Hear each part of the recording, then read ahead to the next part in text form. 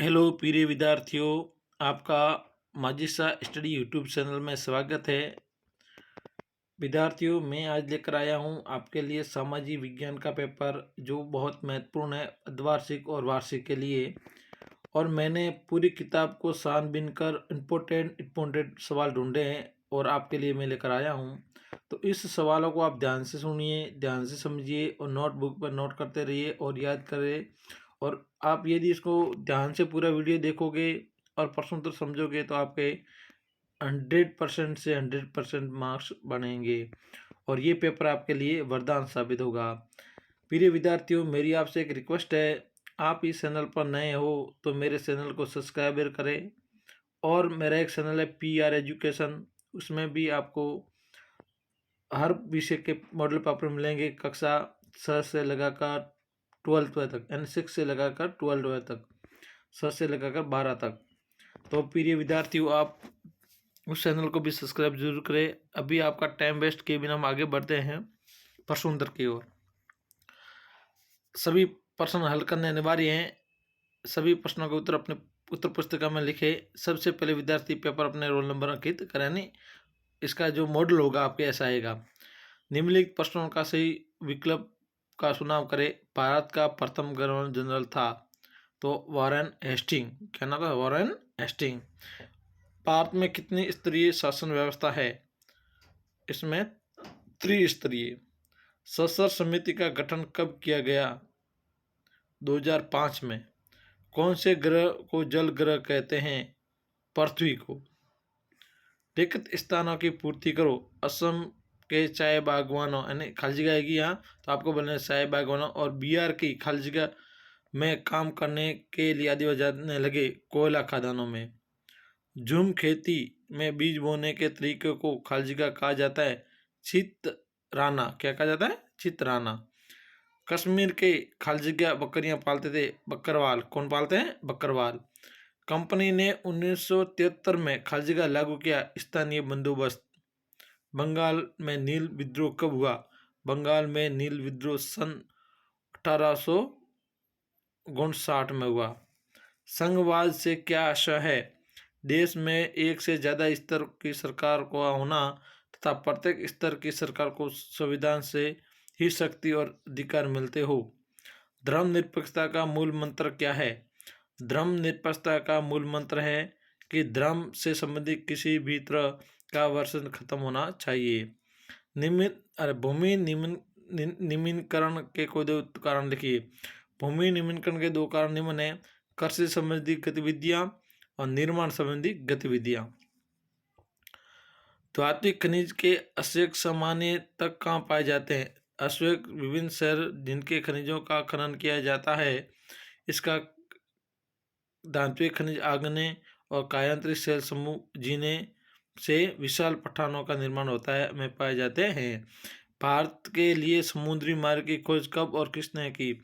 सन 1498 में पुर्तगाली नाविक वास्को डी गामा ने की थी। उन कारकों के नाम बताइए जो कृषि को प्रभावित करते हैं। तो कौन से जो कारक है जो कृषि को प्रभावित करते हैं? तो 3 कारक है। पहला है धरातल की बनावट, दूसरा है जलवायु और तीसरा है मृदा। निर्वाण कृषि और गहन कृषि में अंतर स्पष्ट कीजिए। निर्वाण किसान अपने खेत में घर के लोगों की सहायता से पारिवारिक आवश्यकताओं को पूरा करने के लिए फसलों का उत्पादन करता है और अपने कृषि कार्यों में मशीनों का प्रयोग नहीं करता है और कम उत्पादन प्राप्त करता है। ये निर्वाण कृषि कहलाती है। गहन कृषि किसान अपनी भूमि के टुकड़े पर अधिक परिश्रम, मशीनों के प्रयोग, नवीन बीजों व उर्वरकों के प्रयोग से अधिक उत्पादन प्राप्त कर बाजार में बेच देता है, उसे गहन कृषि कहा जाता है। वह कौन से मुख्य तथ्य हैं जो कृषि की आवश्यकता को प्रभावित करते हैं? उद्योग की अव्यवस्थित को प्रभावित करने वाले तथ्य निम्नलिखित हैं: कच्चे माल की उपलब्धता, भूमि की उपलब्धता, सस्ता श्रम शक्ति के पर्याप्त साधन, पूंजी की आवश्यकता, परिवर्तन के साधनों की सुलभता और बाजार आदि।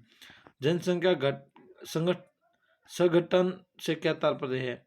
जनसंख्या संगठन के अंदर लोगों की जीवन व्यवस्था, लिंगानुपात, साक्षरता दर, स्वास्थ्य सेवाओं की उपलब्धता, व्यवस्थाएं और आय स्तर आदि का पिरामिड की सहायता के अध्ययन किया जाता है, जो जनसंख्या संसार संरचना और जनसंख्या संगठन का प्रकट करता है।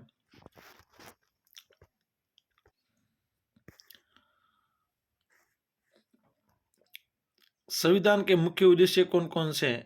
उन संविधान के उद्देश्य निम्नलिखित हैं। उन आदर्शों को सूचीबद्ध करना जिसके आधार पर नागरिक अपने देश की अपनी इच्छा और सपनों को अनुसार रचना, राजनीतिक व्यवस्था को लागू करना, खुद को बचाने हेतु सशक्त करना। भारतीय संविधान में धर्मनिरपेक्षता को समझाइए।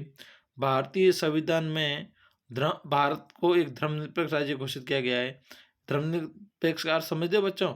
यानी सभी धर्म के लोग यहाँ रहते हैं, इसलिए इसको धर्मनिरपेक्ष राज्य बोलते हैं। यहाँ पर कोई भी धर्म आके रह सकता है, एक धर्म का कोई अधिकार नहीं है, यानी इसलिए भारत को धर्मनिरपेक्ष राज्य घोषित किया गया। राज्य की नज़र में सभी धर्म समान हैं। भारत में किसी के प्रति धर्म आधारित भेदभाव नहीं किया जाएगा। भारतीय संविधान के अनुसार एक धर्मनिरपेक्ष राज्य ही निम्नलिखित उद्देश्यों को प्राप्त कर सकता है। कोई भी धार्मिक समूह या संप्रदाय किसी दूसरे धार्मिक संप्रदाय पर अपना प्रभुत्व कायम नहीं करेगा। और दूसरा है, किसी एक ही धर्म के कुछ लोग ही उसी धर्म के अन्य लोगों का पर अपना वर्चस्व स्थापित नहीं करेंगे। राज्य किसी भी धर्म को न तो प्रोत्साहित करेगा और न ही किसी से उनकी धार्मिक स्वतंत्रता को छीनने का प्रयास करेगा। घरेलू हिस्सों पर नया कानून किस तरह बना? महिला संगठनों ने इस प्रक्रिया में अलग अलग तरीके से क्या भूमिका निभाई, उसे अपने शब्दों में लिखिए। यानी घरेलू हिस्सा पर नया कानून किस तरह बना और महिला संगठनों ने इसे प्रक्रिया में अलग अलग तरीके से क्या भूमिका निभाई, उसे अपने शब्दों में लिखना है। भारतीयों को प्रत्यक्ष परोक्ष अनुभवों, अन्वेषणों और विभिन्न संसार माध्यमों से महिलाओं के साथ समानता का व्यवहार नहीं किए जाने का आभास हुआ। उन्हें पता चला कि न तो घरों में और न कार्यालयों कारखानों में इनके साथ समानता बरती जाती है। अतः भारतीय महिलाओं ने घरेलू हिंसा के विरुद्ध और कार्यस्थलों पर समानता का व्यवहार किए जाने के लिए नियम बनाए जाने की मांग की। इनकी इस मांग के समर्थन में विभिन्न संगठनों ने भी आवाज बुलंद की। महिला संगठनों ने और राष्ट्रीय महिला आयोग ने संसदीय स्थायी समिति को अपनी मांगों का एक मांग पत्र सौंपा। महिला सुरक्षा कानून विधेयक संसद में 2002 में पेश किया गया, लेकिन महिला प्रतिनिधि इस विधेयक में प्रस्तुत महिला के प्रति घरेलू हिंसा परिभाषा में संतुष्ट नहीं थी। अतः दिसंबर 2002 में स्टैंडिंग कमेटी ने इस विधेयक संबंधी अपनी सिफारिश राज्यसभा को प्रस्तुत करने की और इन्हें राज्यसभा पटल पर रखा गया और कमेटी ने महिला संगठनों की अधिकांश मांगों को स्वीकार कर लिया। अतः 2005 में एक नया विधेयक पूरे संसद में पेश किया गया, जो संसद के दोनों सदनों में पारित होने के बाद राष्ट्रपति ने पास स्वीकृति हेतु भेजा गया। इसी प्रकार महिलाओं के लिए घरेलू हिंसा संरक्षण अधिनियम 2006 में लागू किया गया। यानी इसका प्रोसेस 2002 से चालू था, परंतु उसमें कोई सही व्यवस्थित नहीं हुआ और बाद में 2006 में लागू हो गया। जेम्स मिल ने भारतीय इतिहास को जिस तरह कालखंडों में बांटा, उसे क्या समस्या है? स्कॉटलैंड निवासी जेम्स मिल ने 1817 में भारतीय इतिहास को हिंदू, मुस्लिम, ब्रिटिश नामक 3 कालखंडों में बांटकर एक किताब लिखी।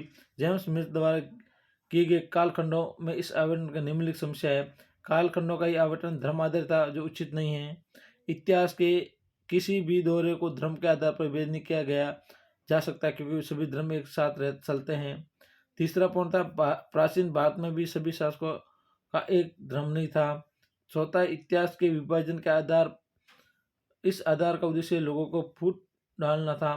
पांचवा, जेम्स मिल ने अंग्रेजी शासन को प्रगति सभ्यता का प्रतीक माना और इससे पहले शासनकाल को जातिवाद, अंधविश्वास से पूर्ण कहा। यह उसकी अनौपचारिक मानसिकता का परिचय है। 17वां सवाल है, दीवानी मिलने से ईस्ट इंडिया कंपनी को किस तरह फायदा हुआ? उत्तर, सन 1765 में मुगल सम्राट द्वारा ईस्ट इंडिया कंपनी को बंगाल प्रांत का नवाब घोषित करने का सबसे बड़ा लाभ ये मिला कि कंपनी को बंगाल प्रांत में भू स्वराज्य एकत्रित करने का अधिकार प्राप्त हो गया, जिससे कंपनी उन समस्याओं का समाधान हो गया कि उसे दीवानी मिलने से पूर्व उठानी पड़ी। अतः राजस्व एकत्रित करने एकत्रित होने के कारण अपने व्यापार हेतु इंग्लैंड में सोना चांदी लाने की आवश्यकता भी कंपनी को नहीं थी। बंगाल की दीवानी मिलने के बाद कंपनी अपनी फौज को स्थानीय भू राजस्व के माध्यम से संभालने के साथ साथ अपने किलों कार्यालयों के निर्माण भी बड़ी सरलता से करने लगी। अतः हम कह सकते हैं कि प्लासी युद्ध के बाद इंग्लैंड में सोने का निकास कमी आई। 1800 वाले किन परिस्थितियों बंगाल में नील उत्पन्न का दृश्य हो गया अथवा महलवारी व्यवस्था स्थायी बंदोबस्त मुकदमा कैसे अलग थी, ये अपने किताब में से ढूंढना है और इसको याद पॉइंट पॉइंट करना है। बहुत मैंने महत्वपूर्ण सवाल दिए आपको, इसको याद करोगे तो आपके पूरे में से पूरे सवाल आएंगे। इसी आशा के साथ धन्यवाद। कल मैं और आपके लिए एक पेपर लेकर आऊँगा जो बहुत महत्वपूर्ण होगा। ये वीडियो आपको अच्छा लगे तो शेयर करें, लाइक करें और कमेंट में ज़रूर बताएं कि इस पेपर से आपके परीक्षा में कितने सवाल आए। क्योंकि जब आप हमको बताओगे तो हमको मोटिवेशन मिलेगा और हम नए नए पेपर आपके वीडियो अपलोड करेंगे। धन्यवाद।